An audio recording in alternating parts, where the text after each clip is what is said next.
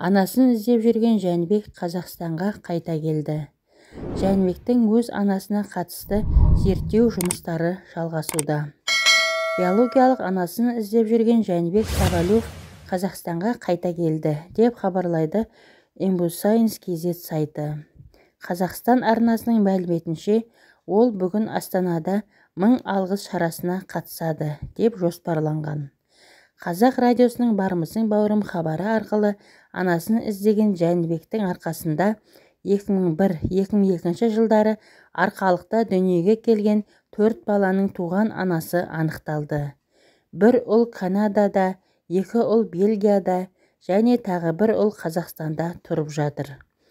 Жәнібектің өз анасына қатысты зерттеу жұмыстары жалғасып жатыр.